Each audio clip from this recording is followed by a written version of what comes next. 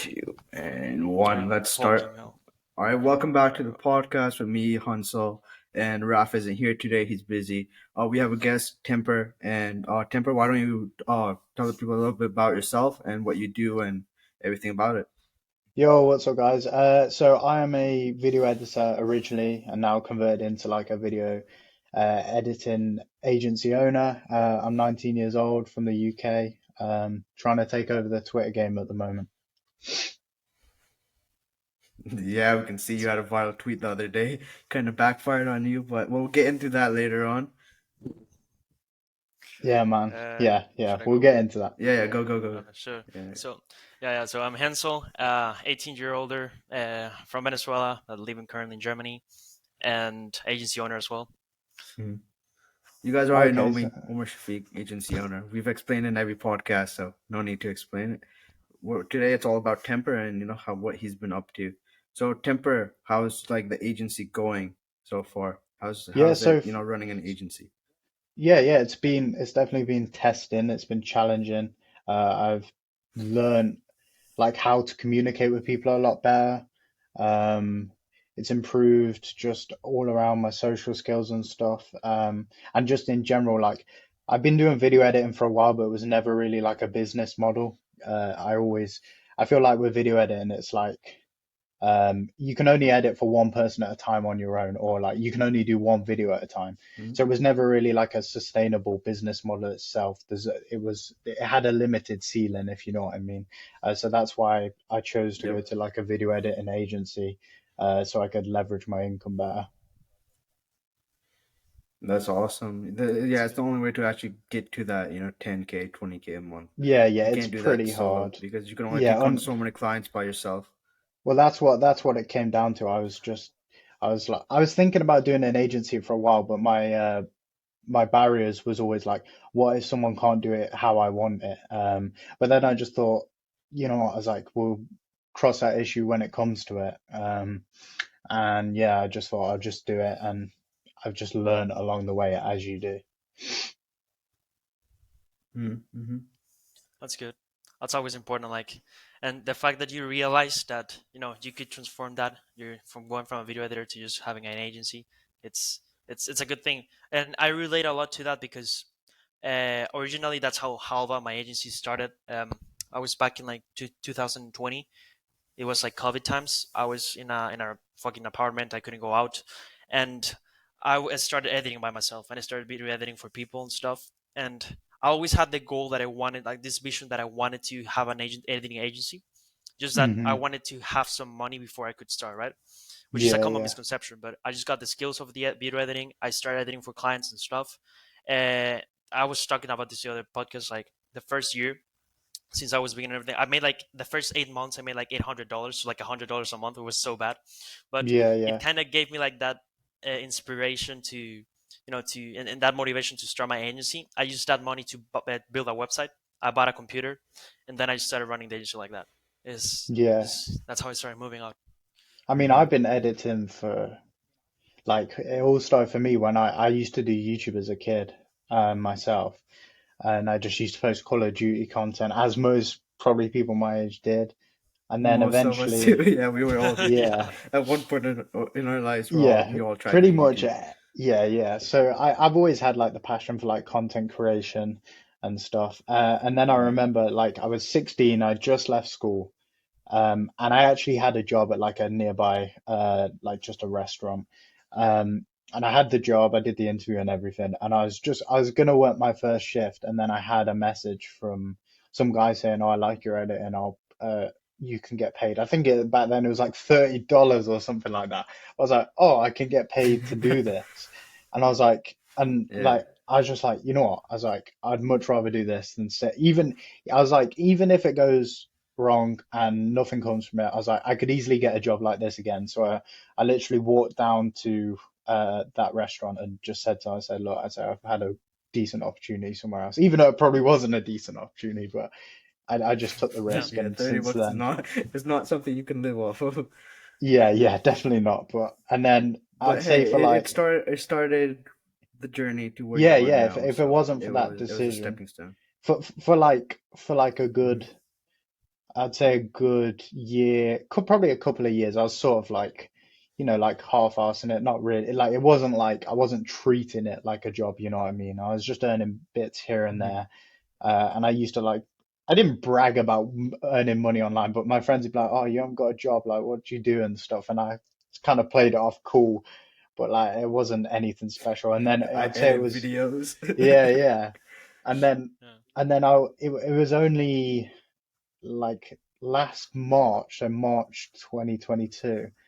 I had like a whole load of like health issues in early on in that year, and it was like just like an epiphany moment for me. Like I'm big into gym. I was out of the gym for like good 6, 7 months. I had a lot of time to just Hmm. sit there and think, and I was like, I felt terror. That was the point where I started deleting social media and stuff, because I didn't want to see other people having fun Hmm. while I could do nothing.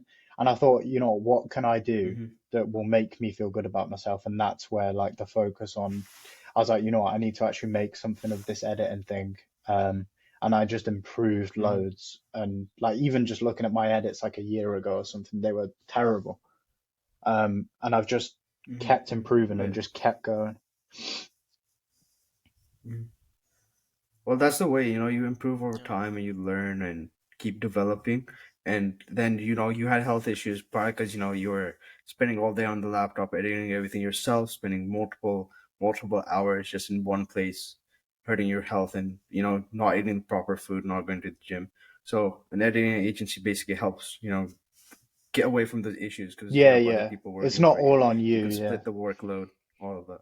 Exactly. Hmm. Your job is only, get clients. Yeah, yeah. And Yeah. that's the thing. That's what I And got. you mentioned something. Yeah.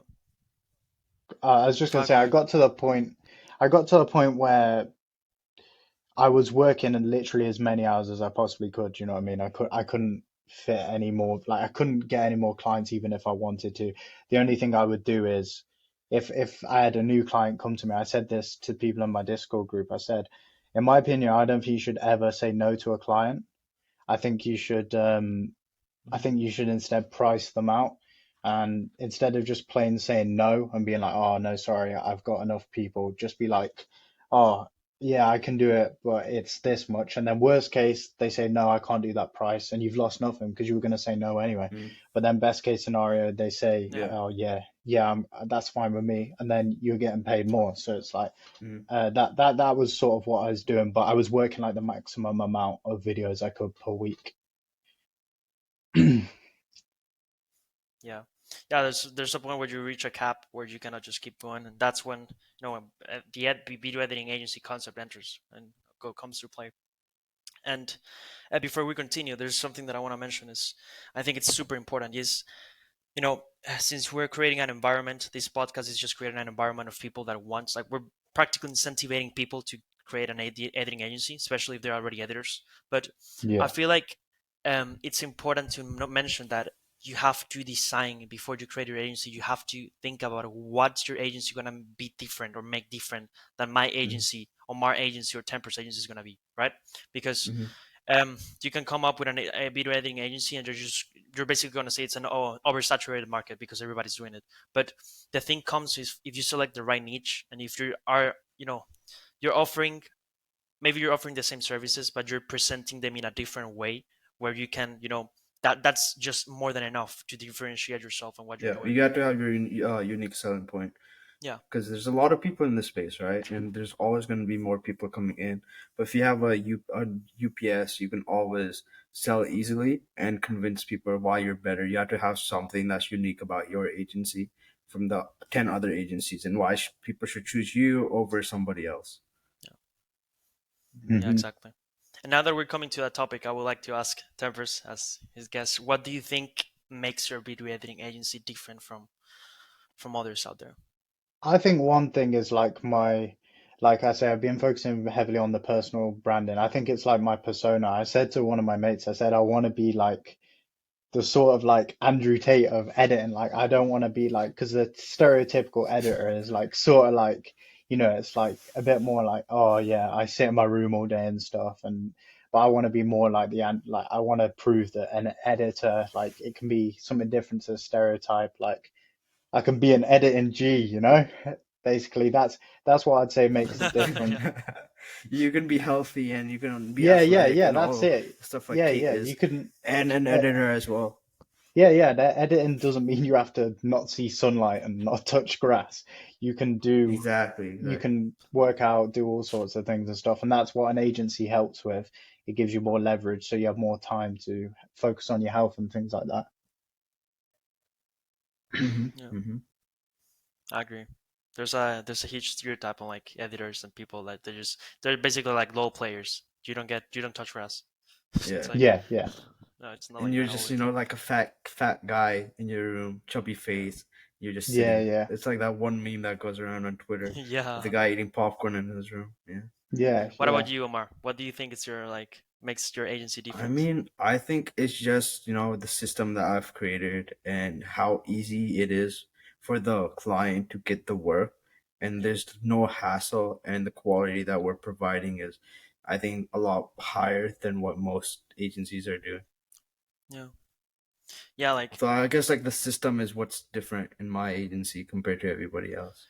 yeah, like I was just in this call with this guy, and he mentioned that even the systems are a good differentiator, but even the results you provide. Because I asked him like, okay, so you're self pitching me, right? But I'm Mm-hmm. actually gonna do something for you. I'm gonna ask you back. Oh yeah, to give some context because this didn't got recorded. I just received a call from a guy pitching a service from my agency, right? And that's basically the context of it. And now I asked, he was pitching me this service, and I pitched him back, and I said, "What makes your agency different from what tons of other agencies have been telling me and offering me?" And he just came up and he did a clever answer. He just came up and said, "And well, the only thing that I'm going to tell you, I'm not going to come up with any bullshit or anything. The only thing I'm going to tell you is the results that we have gathered from customers. Some of our customers went from 50 to 250K a month with your service or implementing what we Results. The offer. results are the variable that Yep, and can't that's be that can't be replicated. Basically, yeah, can't exactly, and replicate that's results. that's such a strong differentiator. If Hmm. if if I come with a customer and that like in the middle in sales call I got with this guy, and where I was talking about implementing a services and everything, and I came to him and I said, these are the customers we have worked with, and this girl we edited for her for 6 months, and we generated over 50K revenue for her. That's Hmm. everything that you have to say. That's That's a it. That's differentiator all of they it. need to know. Yeah. Yeah, Yeah, yeah. because they It care doesn't. It about doesn't matter if you got the more views, but they didn't yeah make a single penny. yeah Money matters the most. they care about the results you can provide for them. They don't care about Mhm. what fancy things you have to say. Exactly. Exactly. Your system can be great and all, but if you have zero results, what's the point of having a good Yeah, system? exactly. And I think that everybody should prioritize, especially editors should prioritize Hmm. reviews and results over money. Yeah. Yeah. When you Of get the course. Of course. results and when you get the everything else, the money can come The after. money will That's just come, a Yeah, obviously. result, it's it's about you're building not the It's a that's not result of credibility. hard the work. that's like the reward. Mm-hmm. Mm-hmm. Yeah. So, Temper, what was like the biggest issue you faced so far with your editing agency, like with the whole agency space? What's the Uh, biggest issue you've been facing? finding a reliable editor, definitely, or editors. It made me actually realize and value myself quite a lot because, to be honest, there are editors out there who can do things that I'm like, wow, I can't do that. But I know I'm always good with Mm-hmm. like deadlines and stuff. Like I'll hit the deadline on time and stuff. And yeah, I just found a lot of people. They would say to me, "Oh, I can get it in for this day." And then it would just be, oh, this has happened, this has come up, and then it gets delayed, and obviously it looks bad on me. Um, so yeah, finding an editor or editors which can function on time with good communication, that was probably the most difficult part. So finding reliable people is the most difficult part. They can actually Yeah, provide like good quality edits, but in a good amount of time.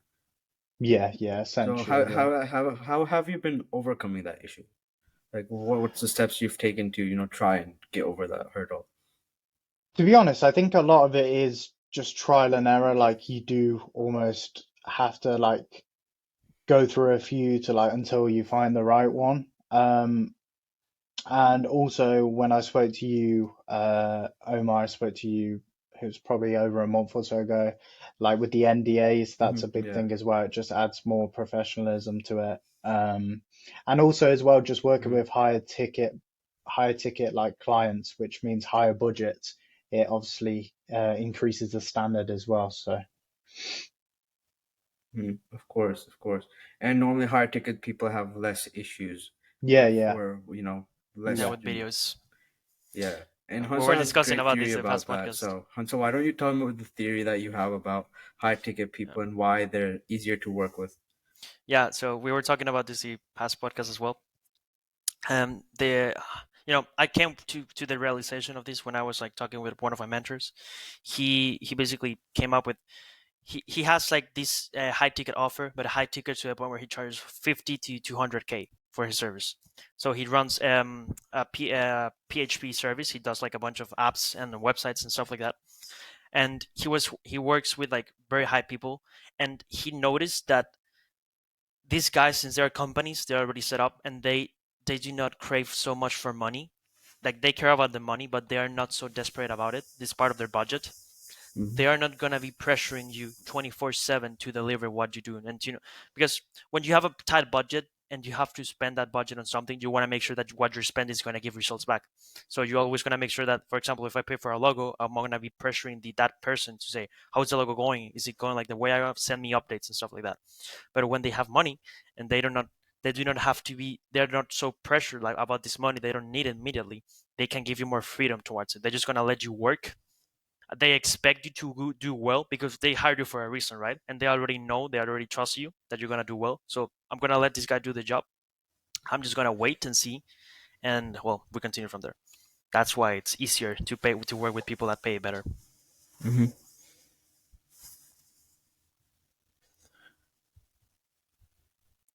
Oh, Yeah, yeah. Hello, Yeah, yeah, Temper, you there? yeah, yeah, I'm all good. gotcha. I was just listening. Yeah, and you mentioned as well that they have usually higher standards, and that's completely right. Like they're gonna have more standards, so you have to make sure that Yeah, whatever you you're have doing, to be on the more point. expensive it is, the better. Yeah, exactly. But But it's also like it's harder from that side, but it's also easier from the side that you're gonna be able to work like not so much pressure on you. yeah, I prefer like I'm definitely a person who prefers like pressure. I like the pressure. Um, I prefer it because I just think it keeps your mind sharp. Like when I wake up in the morning, I Yeah, don't have something to do or something which is difficult. That's when I feel lost. I actually feel at my worst. That's definitely something I've found. yeah. I mean that's true. It usually happens when you're, for example, the other day I was just like waking up, and since I didn't have like a plan out the day, it's just like you're kind of wondering and imagining all the things that you could do, but there's nothing like actually putting you in place to do it, right? So something that I've seen it work pretty well is setting your mind to putting like deadlines on your mind for something that even if it doesn't need a deadline, you put a deadline on it, so you're gonna see yourself working towards that and doing it toward like to accomplish that goal. Yeah, I agree with that. I'm a big like fan of setting hard goals, which almost actually seem basically impossible because if you set something easy that you know you can do, you're probably going to wait till the last minute to try and achieve it because you're like, oh no, I can Yeah, do that. Whereas if you do something hard, it's like, oh, you get even if you fail, like that's the thing. People think goals are made to like actually achieve, but it's actually about the journey along to get to those goals, which make you feel proud. It's like what I say to people about going to the gym. It's not like having a good body necessarily what makes people proud of their body. It's the hours of putting in the work when you don't feel like it, that's what gives you the confidence. yeah, I agree. Speaking of, what do you think about it, Omar? Oh, can you 1 second? I have to send this to a client. So, Yeah, go well, ahead. you No guys worries, no continue worries. talking. I'm gonna just send Yeah, yeah, this. yeah. No worries, no It's worries. invoice Yeah, day today, so it's you crazy. guys Oh, send all your yeah. invoices today. You So that's should what I'm probably doing. automate that. You should probably automate that. There's an app for that. Really? Is there? Yeah. Even PayPal, like PayPal has like I used to do that with my past customers. You just set up Mm-hmm. all the invoices in a special date, and then you just send it automatically every Mm-hmm. month. It's gonna send them. I Oh, mean, it's I just need to because do these two that. clients, basically, the other ones are automated, right? But for these two this client, it's based on the amount of work we've done, so it's different Mm, every month. So for okay. that, I can't really automate. No, it's not possible. I And think speaking of clients' tempers, Yeah. Go ahead. I was just going to say, I think that's one thing that Omar has down, like he says, his systems in place. That's something that I definitely need to improve, like just Yeah. getting it all more automated because it just makes the difference. Like, even if it only saves you a bit of time each week, the time adds up. And it just makes it a lot less stressful. Yeah. And the customer also feels that they see that you're more professional with them, and they see that you have your things in place, you got your shit up together, so it's much professional Yeah. per se. And wanted to ask you, this is something that happens a lot as a business owner, but well, everybody struggles with at some point, and is basically what's the most effective way for you to acquire customers? What have you even seen it's the best way? Um, so now I've made a Discord. Um, I've managed to get a couple of like leads from there, which is good. But for like someone who isn't building like a personal brand or necessarily doesn't have like a group, I think just like the cold approach in high volume is a big one. Like one guy DM'd me saying Yeah. he was like, "Oh, I'm not getting any video editing clients. Can you help me?" And before I even like answered the question, I just said, "How many people have you messaged this week?" And he said like three. And I was like, "Bro, I was like, you can." I was like, "Bro, I was like, Bro, people like Wow. that annoy me because I get the yeah, same messages, right? About like people asking how do you get clients, and then I'll ask them the same question, and they're like, "We've only done this many." I'm like, "Bro, you're never gonna get clients if you're yeah, only doing three." I'm messaging at least 50 people a day. Yeah. yeah." I said like It's a waiver, like volume. a minimum of 10 like solid emails, and then also 10 DMs. Like that should be like a minimum on a day. I mean, like, Yeah. obviously Hmm. you don't want to go like robotic with your emails and just literally copy paste, copy paste. Yep. You want to prioritize that they are personalized. But some people just they just don't put in the work that's the simple fact of it. Yeah, I mean they're not willing to spend the amount of time it takes to actually get to that point. And I mean, it's kind of curious because I've seen that the people that complain the most are usually the ones that are doing the less. And it's like Yeah. you have to, there's a pattern here. The more you do, it's and in complaining it's not going to do anything. Like if you see that something's not working, you simply have to change the script and try something else until Yeah, you have to self-assess and see what something's obviously going wrong. So you have to self-assess and try and see yeah, what am I doing wrong. Like I've made a couple of tweets saying like if you're a video editor and you're not getting clients, there's something obviously going wrong. So you need to find out what that is. And I gave a list of what it possibly could be. So it could just be your outreach and like your cold DM or emails is just your approach is terrible, so you can't even get your foot in the door. Or it could just be sometimes it can genuinely be down to you're just simply not up to the standards of your pricing that you're putting out. That can be the case, and yeah, I've had that in the past before, where it's like, oh, I need to just genuinely improve at editing.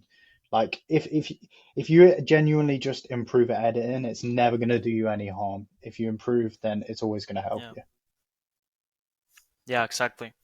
And but what also I've seen a lot that happens is that people tend to say that they have like this high quality service, they have the best quality possible and stuff, but they just price it. They just don't know how to price correctly. They don't know how to Hmm. come up with a correct pricing for the service what they're doing, and they tend to just undercharge themselves. And it's like, or yeah, more than like, yeah, exactly, and just undercharge themselves. And it's like you have to find a way to to balance that. You cannot overprice, but you cannot underprice yourself, and you have to find that sweet spot that works with your niche. Because what also happens is that you can be working, I don't know, maybe you work with teachers in that does social media, and you know that they don't have the budget to pay for a Imangazzi quality video, but they're expecting that. But that's the niche you're working with, right? So you cannot expect them to pay you 1K per video. So maybe you have to switch up the niche. Maybe you have to aim up for finance. That usually people that have more money to invest in that. Exactly. Hmm. You have I, to target the right niche if you want to make the right money. You can't Yeah, expect a gaming channel who has 500 subs to pay the amount of money yeah. that Iman is paying per video. Yeah, And you know the exactly. And problem people do. is, People expect that, which is kind of dumb. But some people don't know the space that well, so it causes confusion.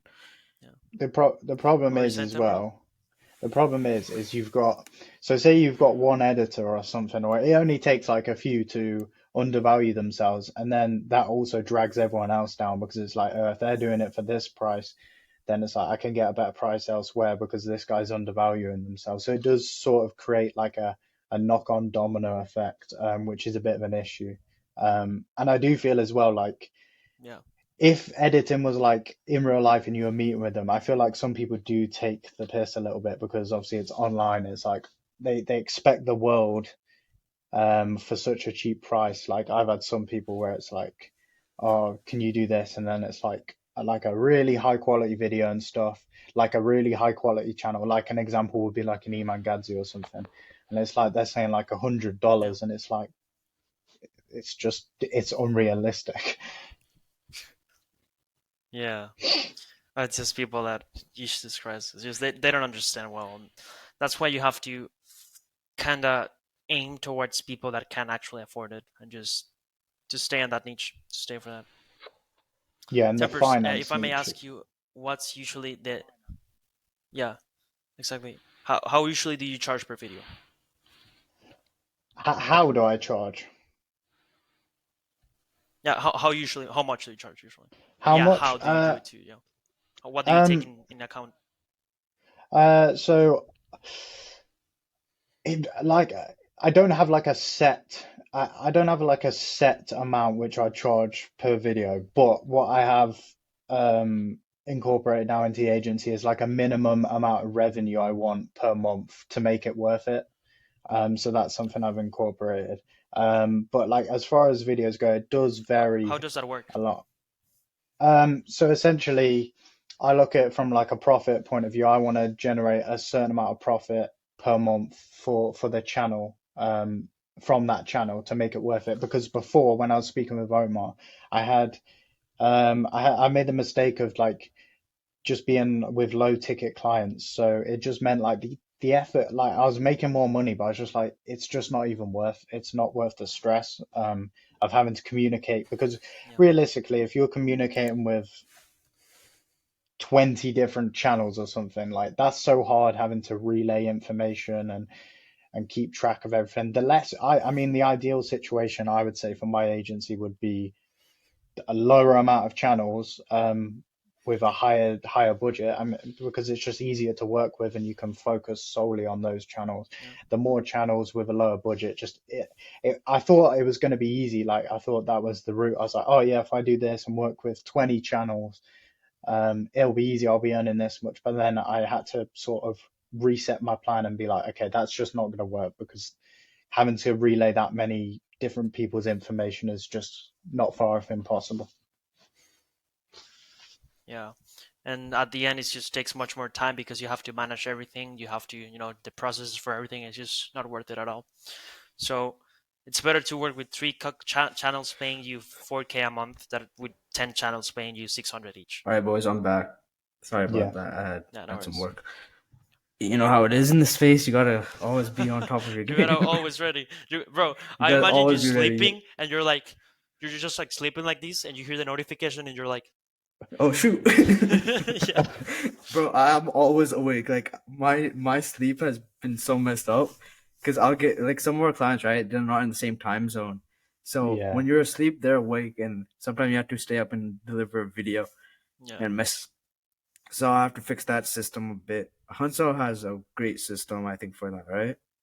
yeah. I mean, I think it's an advantage. It's kind of like cheating as well because since I'm in Europe, it's kind of like ahead of most of the customers we work with. They're mostly like based on, That's so true. it's just kind of like cheating. You're But lucky. yeah, but we have systems for that in place. Like we have editors, like we have a Slack where we just join like the mix up the customers with like the editors and the people that is involved in the project, so they can just communicate with each other there.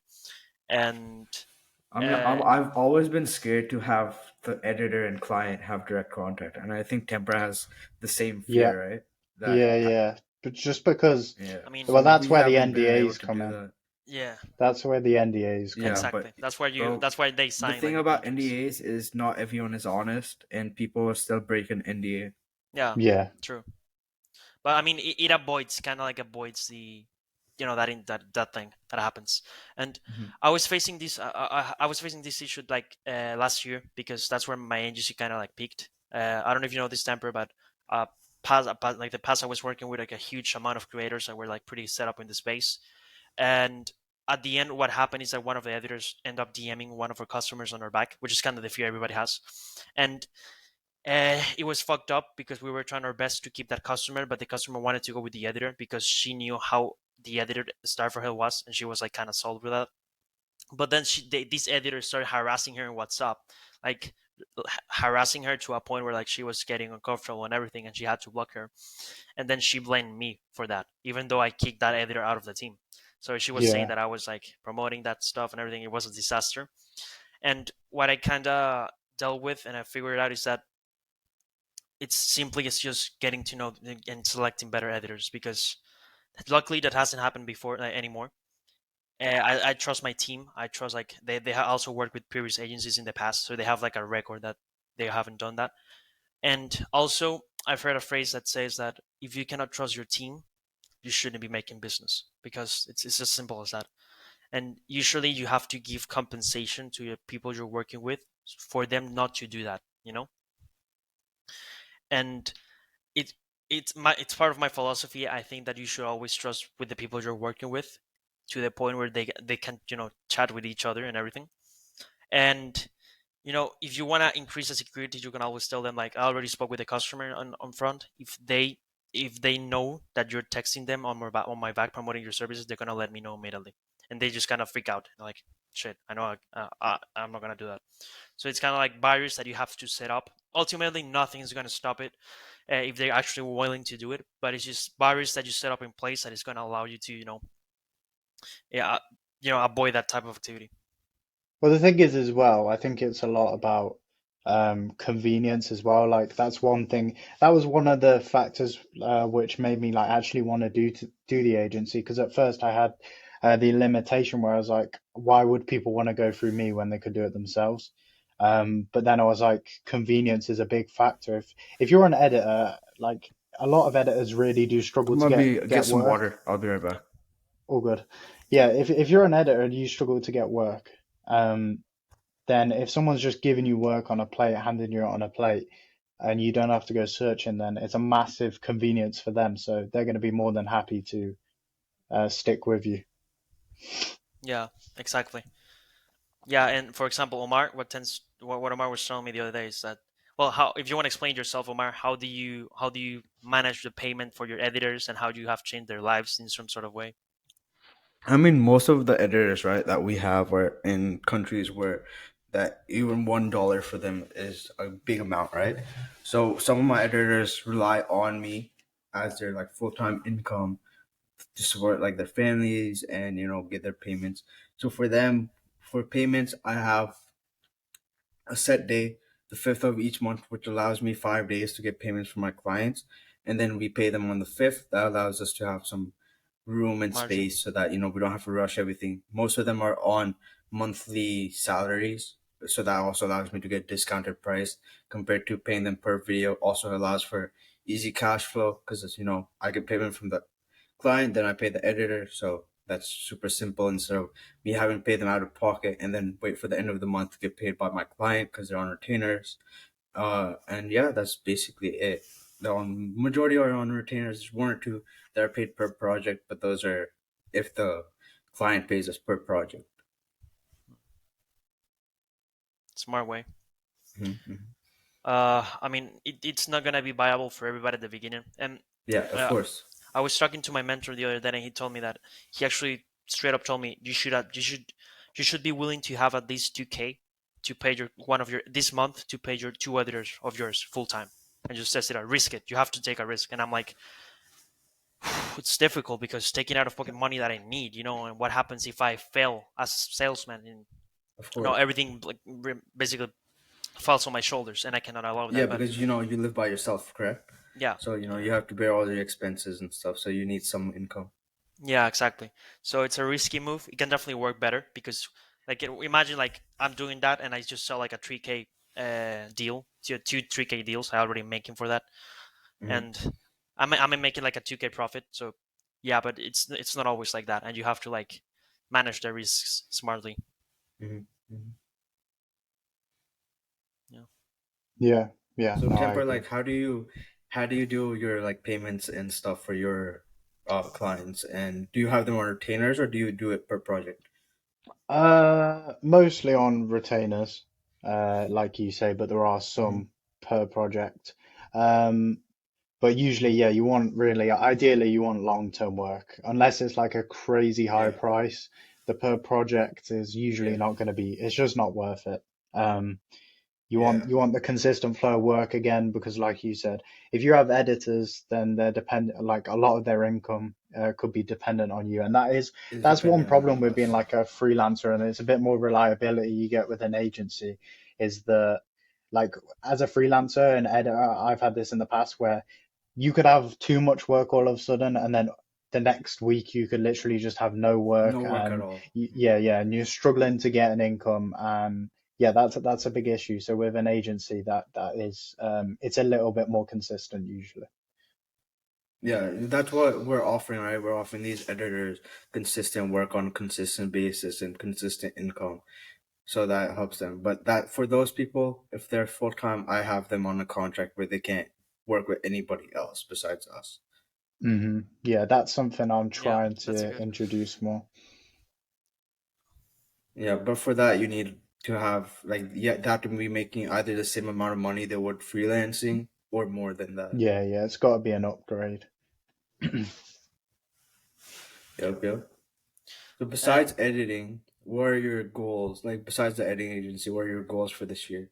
This year, um, just to for me, to be honest, I've never really been actually that motivated by money, which is strange because I do better than most people my age. But for me, I just like proving people wrong. That's the biggest factor for me.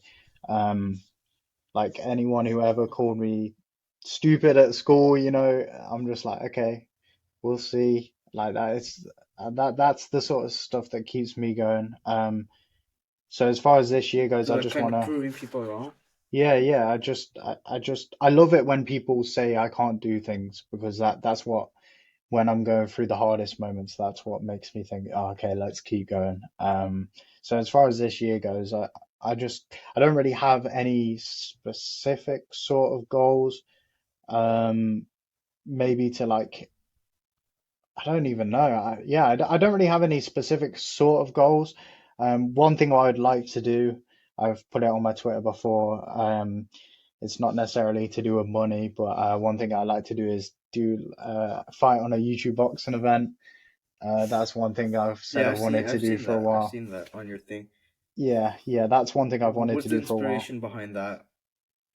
I don't know. I Like, love I mhm. love a challenge, and I've always watched it, and I just thought it was good. I've always thought, oh yeah, I'd love to do that.